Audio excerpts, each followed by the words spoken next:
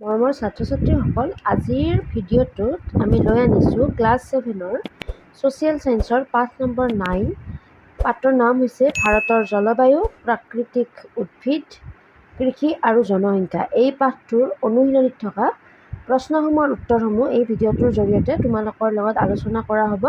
গতিকে ভিডিঅ'টো শেষলৈকে চাই থাকিবা আৰু ভিডিঅ'টো ভাল লাগিলে লাইক কৰিবা, কমেণ্ট কৰিবা আৰু চেনেলটো ছাবস্ক্ৰাইব কৰিবলৈ নাপাহৰিবা। গতিকে আহাচোন এতিয়া আমি ক্লাছটো আৰম্ভ কৰোঁ। ইয়াৰে অনুশীলনীৰ প্ৰথম প্ৰশ্নটো হৈছে শুদ্ধ অশুদ্ধ বিচাৰি উলিওৱা। প্ৰথমটো হৈছে ভাৰতত দুই ধৰণৰ মৌচুমী বায়ু প্ৰবাহিত হয়। এইটো শুদ্ধ নে অশুদ্ধ? এইটো হ'ব শুদ্ধ। ইয়াৰে উত্তৰটো আমি কি দিম? শুদ্ধ বুলি ক'ম, কাৰণ ইয়াতে উত্তৰ পূব, এটা হৈছে উত্তৰ পূব মৌচুমী বতাহ, এটা হৈছে দক্ষিণ পশ্চিম মৌচুমী বতাহ। তাৰপিছত খ নম্বৰটো হৈছে জনসংখ্যাৰ আকাৰৰ ক্ষেত্ৰত ভাৰত পৃথিৱীৰ ভিতৰত প্ৰথম। এইটো কি? অশুদ্ধ, হয়নে? এইটো ভাৰত হৈছে দ্বিতীয়। তাৰপিছত গ নম্বৰটো হৈছে ভাৰতৰ প্ৰায় সোঁমাজেদি কৰ্কট ক্ৰান্তি ৰেখা পাৰ হৈ গৈছে। এইটো শুদ্ধ হ'ব। ঘ নম্বৰটো দিছিলে যে দক্ষিণ ভাৰতৰ কলামাটি অঞ্চল চাহ খেতিৰ বাবে উপযোগী। এইটো অশুদ্ধ, এইটো হৈছে কি? এইটো কপাহ, হয়নে? ঙ নম্বৰটো হৈছে মৰুভূমি অঞ্চলত চিৰসেউজীয়া উদ্ভিদ পোৱা যায়। এইটো অশুদ্ধ, হয়নে? মৰুভূমি অঞ্চলত কাঁইটীয়া উদ্ভিদে আমি দেখিবলৈ পাওঁ। তাৰপিছত ২ নম্বৰটো শুদ্ধ উত্তৰটো বাছি উলিয়াই লিখা। ইয়াতে অব্লিক দি থৈছে, হয়নে? অপশ্যন আছে, যিটো শুদ্ধ হয় সেইটোত শুদ্ধ চিন দিব লাগিব। ক নম্বৰটো হৈছে দক্ষিণ পশ্চিম মৌচুমী বতাহ প্ৰশান্ত মহাসাগৰ, আৰৱ সাগৰ, লোহিত সাগৰৰ ওপৰেদি প্ৰবাহিত হয়। ইয়াৰে শুদ্ধ উত্তৰটো হ'ব আৰৱ সাগৰৰ ওপৰেদি প্ৰবাহিত হয়। খ নম্বৰটো সুধিছিলে যে ২০১১ চনৰ লোকপিয়ল অনুসৰি ভাৰতৰ জনসংখ্যাৰ ঘনত্ব হ'ল প্ৰতি বৰ্গ কিলোমিটাৰত। ইয়াতে কি কি দিছে? ৩৮০ জন, ৩৮২ জন আৰু ৩২৪ জন। ইয়াৰে শুদ্ধ উত্তৰটো হ'ব ৩৮২ জন। তাৰপিছত গ নম্বৰটো চাব, ফল মূল উৎপাদনত পঞ্জাৱ, জম্মু কাশ্মীৰ, হিমাচল প্ৰদেশৰ স্থান ভাৰতৰ ভিতৰত প্ৰথম। ইয়াতে শুদ্ধ উত্তৰ হ'ব জম্মু কাশ্মীৰ। জম্মু কাশ্মীৰত কি হয়? ভাৰতৰ ভিতৰত বেছিকৈ ফল উৎপাদন কৰা হয়। ঘ নম্বৰটো আছিলে মৰুভূমি অঞ্চলত চিৰসেউজীয়া কাঁইটীয়া তৃণজাতীয় উদ্ভিদ পোৱা যায়। ইয়াৰে শুদ্ধ উত্তৰটো হ'ব কাঁইটীয়া উদ্ভিদ পোৱা যায়। ঙ নম্বৰটো দিছিলে যে ভাৰতৰ আটাইতকৈ বেছি জনসংখ্যা থকা ৰাজ্যখন হ'ল অৰুণাচল প্ৰদেশ, মহাৰাষ্ট্ৰ, উত্তৰ প্ৰদেশ। ইয়াৰে শুদ্ধ উত্তৰ কি হ'ব?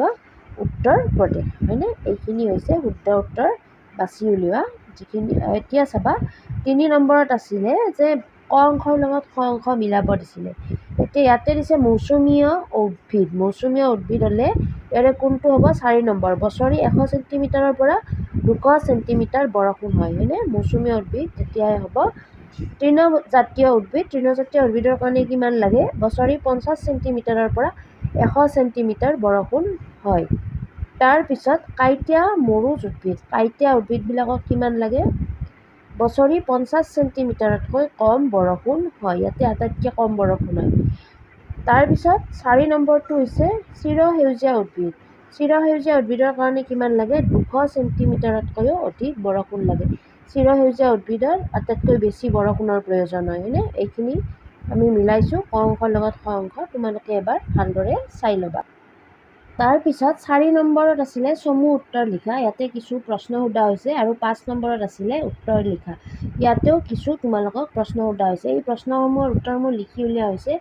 আহাচোন আমি এতিয়া আলোচনা কৰোঁ। এতিয়া চাবা ৪ নম্বৰ প্ৰশ্নটোত কি সুধিছিলে? প্ৰথম প্ৰশ্নটো যে জনসংখ্যা হ্ৰাস বৃদ্ধি কি কি কাৰণত হ'ব পাৰে? জনসংখ্যা বাঢ়িব আৰু কমে, হয়নে? কেতিয়াবা বাঢ়ে, কেতিয়াবা কমে। কেতিয়া এনেকুৱা হয় সুধিছে। বিভিন্ন কাৰণত জনসংখ্যা হ্ৰাস বৃদ্ধি হ'ব পাৰে। কোনো ঠাইৰ জনসংখ্যা বৃদ্ধি নিৰ্ভৰ কৰে মূলতঃ জন্মৰ হাৰ, মৃত্যুৰ হাৰ আৰু প্ৰব্ৰজনৰ ওপৰত, হয়নে?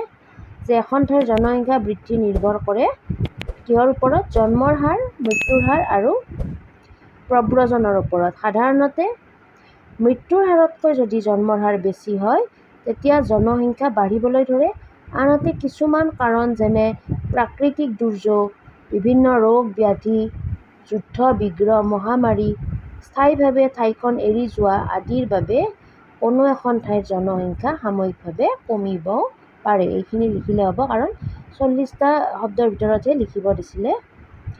তাৰপিছত চাবা খ নম্বৰটো, ভাৰতৰ জলবায়ু নিৰ্ধাৰণ কৰা কাৰকসমূহ কি কি? ভাৰতৰ জলবায়ু কি কি বস্তুৱে নিৰ্ধাৰণ কৰে? চোৱা, ভাৰতৰ জলবায়ু নিৰ্ধাৰণ কৰা কাৰকসমূহ হ'ল দেশখনৰ বিশালতা, ভূ-প্ৰকৃতি, ঠাইখনৰ উচ্চতা, বিষুৱৰ পৰা ঠাইখনৰ দূৰত্ব, মৌচুমী বতাহৰ প্ৰভাৱ, সূৰ্যৰ উত্তাপ আদিয়ে ভাৰতৰ জলবায়ু নিৰ্ধাৰণ কৰে।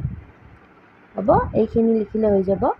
তাৰপিছত গ নম্বৰটো সুধিছে, চোৱা, ভাৰতৰ ক'ত ক'ত চিৰসেউজীয়া উদ্ভিদ পোৱা যায়? চোৱা, সাধাৰণতে যিবোৰ অঞ্চলত বৰষুণৰ পৰিমাণ 200 চেণ্টিমিটাৰৰ অধিক আৰু উষ্ণতা 25 ডিগ্ৰীৰ পৰা 27 ডিগ্ৰী চেলছিয়াছৰ ভিতৰত থাকে, তেনে অঞ্চলত চিৰসেউজীয়া উদ্ভিদ পোৱা যায়। এনেধৰণৰ উদ্ভিদ সাধাৰণতে পশ্চিম ঘাট পৰ্বতৰ পশ্চিম ঢাল, উজনি অসম, অৰুণাচল, হিমালয়ৰ নামনি অংশ, মণিপুৰ আৰু মিজোৰামৰ পাৰ্বত্য অঞ্চল, আন্দামান নিকোবৰ দ্বীপপুঞ্জৰ কিছু অংশত পোৱা যায়। হয়নে? এইখিনি লিখিলে হৈ যাব। ক'ত ক'ত পোৱা যায় তোমালোকে চাই ল'বা ধুনীয়াকৈ। ভাৰতত কপাহ খেতি হোৱা ঠাইসমূহ কি কি? কোন কোন ঠাইত ভাৰতত কপাহ খেতি উৎপাদন কৰা হয়? ভাৰতত কপাহ খেতি হোৱা ঠাইসমূহৰ নাম হ'ল মধ্যপ্ৰদেশ, গুজৰাটৰ দক্ষিণ অংশ, মহাৰাষ্ট্ৰ, অন্ধ্ৰপ্ৰদেশ আৰু কৰ্ণাটকৰ উত্তৰ অংশত অৱস্থিত কলা মাটি অঞ্চল। এইখিনি জেগাত কি হয়? কপাহ খেতি উৎপাদন কৰা হয়। তাৰপিছত 5 নম্বৰত দিছিলে উত্তৰ লিখা 80টামান শব্দৰ ভিতৰত লিখিব দিছিলে। প্ৰথম প্ৰশ্নটো আছিলে যে ভাৰতৰ জলবায়ুৰ ওপৰত দক্ষিণ পশ্চিম মৌচুমী বতাহৰ প্ৰভাৱ সম্পৰ্কে মানচিত্ৰৰ সহায়ত বুজাই লিখা। এতিয়া চোৱা, প্ৰথম উত্তৰটো কি হ'ব প্ৰশ্নটোৰ? গ্ৰীষ্মকালত কৰ্কটক্ৰান্তি ৰেখাৰ ওপৰত সূৰ্যৰ ৰশ্মি লম্বভাৱে পৰে। ইয়াত বায়ু গৰম হৈ নিম্ন চাপৰ সৃষ্টি কৰে আৰু এই অঞ্চললৈ ভাৰত মহাসাগৰৰ পৰা জলীয় ভাৱপুষ্ট গধুৰ বায়ু বৈ আহে। এই বতাহৰ এটি সোঁতে অন্ধ্ৰপ্ৰদেশ, উৰিষ্যা আৰু পশ্চিম বংগত প্ৰৱেশ কৰে। আন এটি সোঁত বাংলাদেশৰ ওপৰেদি পাৰ হৈ অসমত প্ৰৱেশ কৰে। কৰমণ্ডল উপকূলীয় অঞ্চল, অসম, মেঘালয়, অৰুণাচল, পশ্চিম বংগ আদি ঠাইসমূহত ইয়াৰ প্ৰভাৱত প্ৰচুৰ বৰষুণ হয়। আনফালে আৰৱ সাগৰৰ ওপৰেৰে উত্তৰলৈ গতি কৰা বতাহৰ এটি সোঁতে পশ্চিম ঘাট পৰ্বতত খুন্দা মাৰে। এনে বতাহৰ প্ৰভাৱত দক্ষিণ ভাৰতৰ মালৱাৰ উপকূল, কঙ্কণ উপকূল আৰু গুজৰাটৰ উপকূল অঞ্চলত বৰষুণ হয়। এইখিনি লিখিলে এই প্ৰশ্নটোৰ উত্তৰ যথেষ্ট হ'ব। তোমালোকে যদি এই মানচিত্ৰখনলৈ মন কৰা তেতিয়াহ'লে এই প্ৰশ্নটোৰ উত্তৰটো ধুনীয়াকৈ বুজিব পাৰিবা। হয়নে? চোৱা, ইয়াতে ভাৰত মহাসাগৰৰ পৰা তোমাৰ কি হৈছে? চোৱা, এই চিত্ৰখনলৈ চালে তোমালোকে গম পাবা যে ভাৰত মহাসাগৰৰ পৰা কি হৈছে, তোমাৰ জলীয় ভাৱপুষ্ট গধুৰ বায়ু বৈ গৈছে। হয়নে? ভাৰত তোমাৰ আৰু এইবিলাকে ক'ত খুন্দা কৰে? যে অন্ধ্ৰপ্ৰদেশ, উৰিষ্যা, পশ্চিম বংগত প্ৰৱেশ কৰে। হয়নে? দেখিছা এনেকৈ। আৰু ইয়ে কি কৰে? বৰষুণৰ সৃষ্টি কৰে। হয়নে? এই চিত্ৰখন তোমালোকে যদি ভালদৰে চাই লোৱা, এনালাইজ কৰা, তেতিয়াহ'লে তোমালোকে বস্তুখিনি ধুনীয়াকৈ বুজি পাবা। তাৰপিছত খ নম্বৰটো আছিলে যে ভিন ভিন খেতিৰ বাবে ভিন ভিন জলবায়ুৰ প্ৰয়োজন ব্যাখ্যা কৰা। চোৱা, জলবায়ুৰ বৈশিষ্ট্য আৰু মাটিৰ গুণাগুণৰ ওপৰত নিৰ্ভৰ কৰি ভাৰতৰ বিভিন্ন অঞ্চলত বিভিন্ন খেতি কৰা হয়। উদাহৰণস্বৰূপে গংগা আৰু ব্ৰহ্মপুত্ৰ নদীৰ উপত্যকা অঞ্চল নদীৰ পলসুৱা মাটিৰে গঠিত। হয়নে? গ্ৰীষ্মকালত এই অঞ্চলত বায়ুৰ উত্তাপ 25 ডিগ্ৰী চেলছিয়াছৰ অধিক হয়, আনহাতে বৰষুণো 100 চেণ্টিমিটাৰৰ অধিক। ধান এই অঞ্চলৰ কৃষিজাত সামগ্ৰী।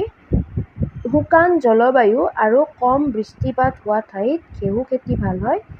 মধ্যপ্ৰদেশ, গুজৰাট আদি ঠাইত অৱস্থিত কলা মাটিৰ অঞ্চলত প্ৰচুৰ পৰিমাণে কপাহ খেতি কৰা হয়। মুঠৰ ওপৰত কোনো এখন ঠাইৰ কৃষি উৎপাদন নিৰ্ভৰ কৰে সেই ঠাইখনৰ জলবায়ুৰ ওপৰত হয়নে ঠাই বিশেষে জলবায়ু বিশেষে কি হ'ব তোমাৰ আমাৰ কি হ'ব উৎপাদনসমূহ নিৰ্ভৰ কৰিব।